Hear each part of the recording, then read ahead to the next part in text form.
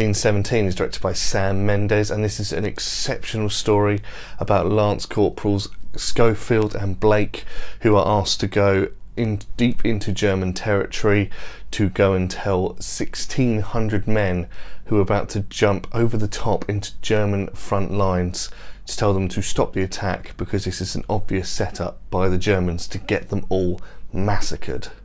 Not since Saving Private Ryan have I seen a war film that has touched me as much as this one has. Yeah, that's right, I normally tease stuff and I make sure that people think that, oh, did he like it, did he love it? I'm getting right to the point with this one.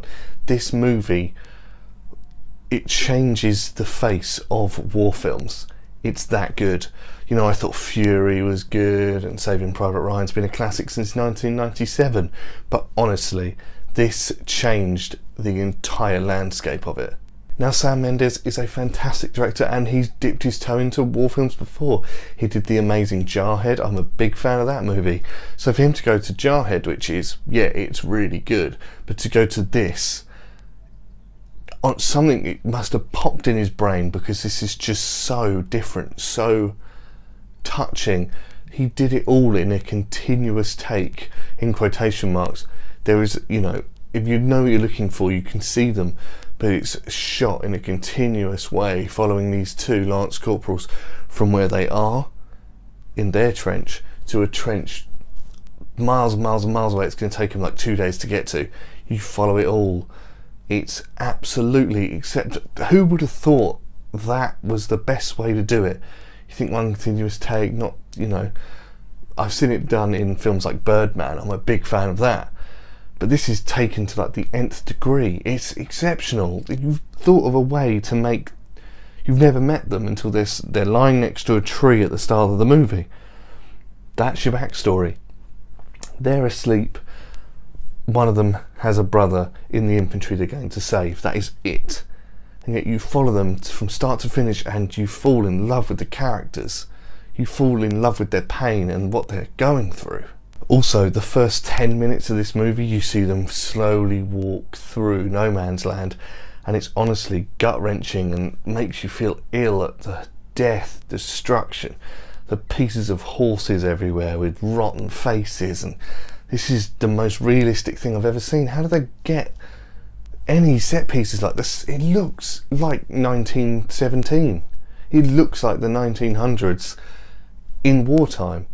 It looks so true and realistic, and honestly, you feel like you're there. You can't have a better, you know, representation, a better feeling than feeling like you're there. That's amazing. And there's also a scene right in the middle of this movie where Private Schofield is going through the night through a town and he's being chased around by Nazis, and all that's lighting the entire scene is flames, buildings on fire. And I was honestly, now, not even kidding, gripping my seat, crossing my legs, you know, like in tension, just not wanting anything to happen to him. It is the most tension-filled part of the entire film.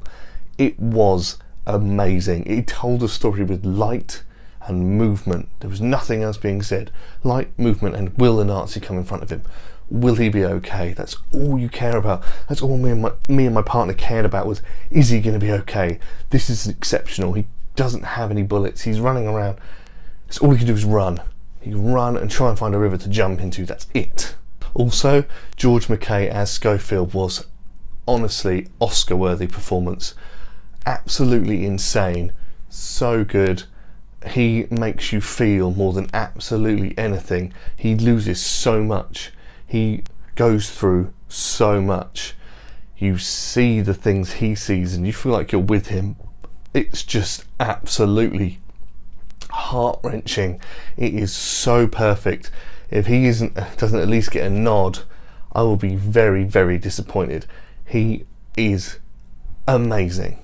Now, Sam Mendes used huge actors in this movie. Okay, George McKay isn't one of them, but actors that aren't in it very long are the biggest actors in the movie. Colin Firth, you've got Andrew Scott, Benedict Cumberbatch. These three actors in particular are huge, but they're barely in it, and that for me is perfect. It's not taking away from the story going, oh look, there's Mr. Darcy, there's Smaug the dragon. It's none of that. They're in this, they do what they have to do, they give to the story, not to the person. I hope that makes sense. Benedict Cumberbatch is in it, yes, but you're not thinking, ooh, Doctor Strange, you're thinking, wow, he did what he needed to do, and he's not in it for more than 5 minutes, but that's perfect. Guys, this is a perfect war movie with perfect visuals and a gorgeous story that me and my wife absolutely loved.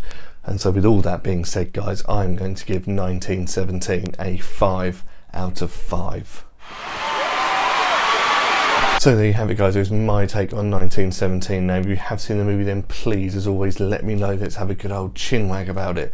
See, I told you I was getting back onto it. Let's go, guys. That was fantastic. Until next time, guys, this is your friendly neighbourhood ginger guy saying, Ginge out.